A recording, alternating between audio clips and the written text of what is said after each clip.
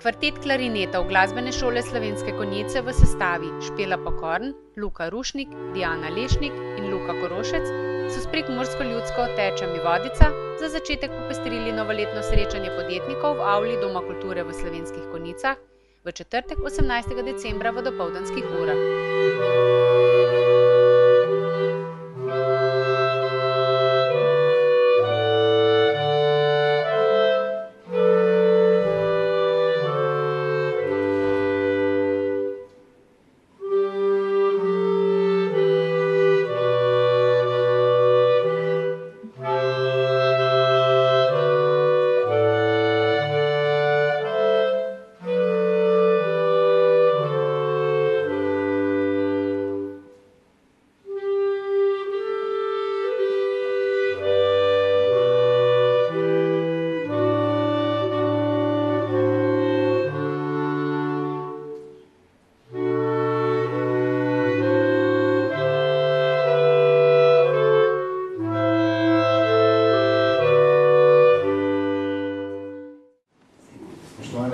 Gospe in gospodje, lepo pozdravljeni in dobrodošli na našem današnjem decembrskem srečanju, ki je ne glede na zunanje klimatske razmere namenjeno temu, da se letošnje leto 2014 poslavlja.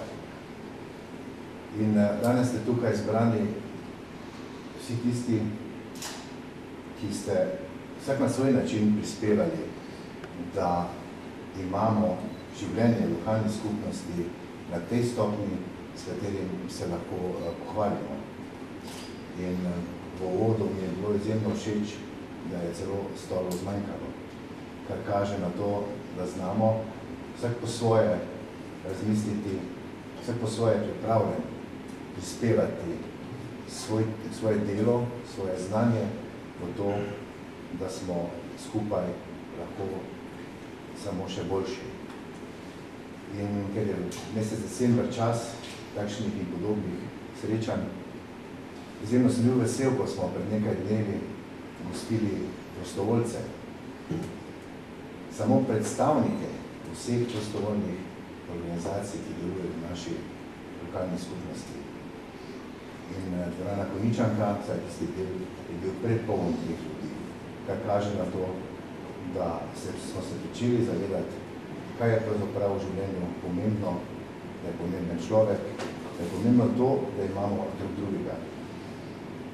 In tudi vsak izmed vas se verjetno v takšnih trenutkih vpraša, kaj mi je uspelo in kaj mi ni uspelo narediti v odhajajočem letu.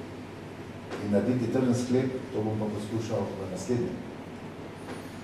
In če malo pogledamo, ko se spomnimo, jaz ne bi naštevati vsega tistega, kar smo na področju investicij dobili, vendar meni osebno bo letošnje leto ostalo spominjeno predvsem po obisku mednarodne komisije v okviru tekmovanja Entente Floral, ki nam je prineslo to zlato priznanje kot potrditev tega, da smo na pravi poti, da so naše usmojitve gredo v pravo smer. Jaz bi se vam želel vsakemu posebej zahvaliti za vaš prispevek k temu, da so nas tudi drugi prepoznali in rekli, ja, Konjice in okolica, to so zlati kraji, predvsem pa, vam povem zelo iskreno, se bili navdušeni nad zlatimi ljudmi. In v naslednjem letu si želim v bistvu samo to.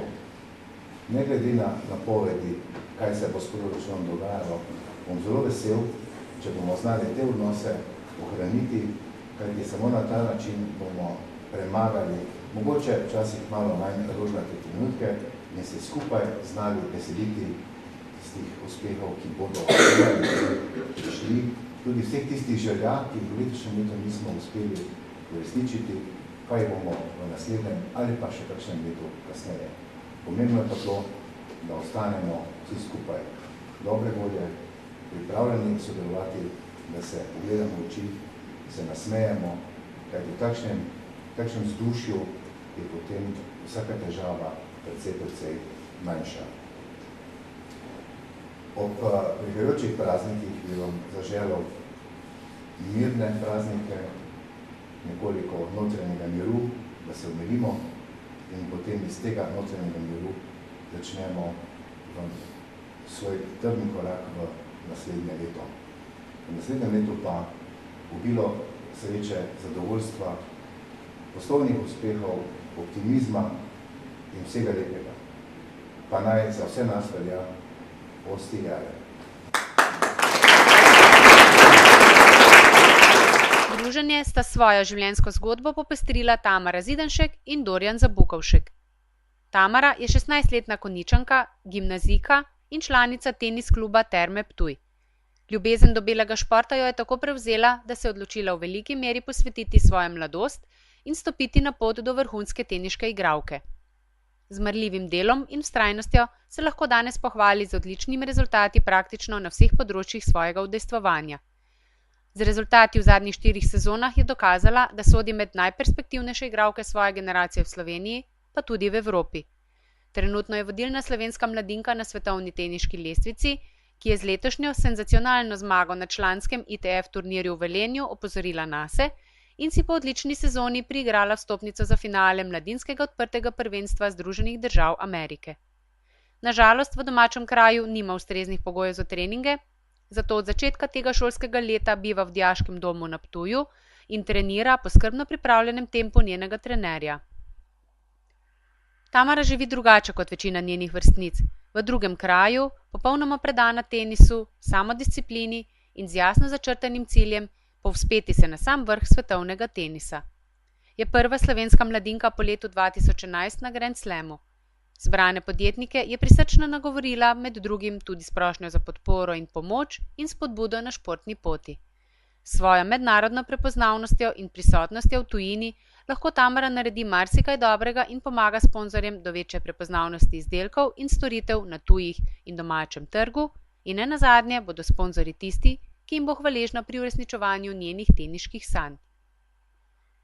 Drugi gost dopoldanskega druženja je bil Dorjan Zabukovšek, najprostovoljec občine Slovenske Konjice leta 2013 in tudi dobitnik srebrnega grba občine Slovenske Konjice 2014.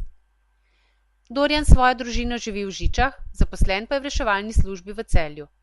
V prostem času po Sloveniji izvaja predavanja na različne teme, ki se tičejo reševanja in pomoči, predvsem pa je aktiven pri projektu Temeljni postopki oživljanja in uporaba AED defibrilatorja. Njegova želja je, da bi konjiška občina bila ena prvih, v katerih bi bila povezanost nujne medicinske pomoči in prostovoljnih gasilskih društev pri nenadnih srčnih zastojih organizirana v takšni meri, da bi bila tudi vsa prostovoljna gasilska društva opremljena s prenosnim AED defibrilatorjem in bi ga v določenih situacijah lahko uporabili še pred prihodom nujne medicinske pomoči.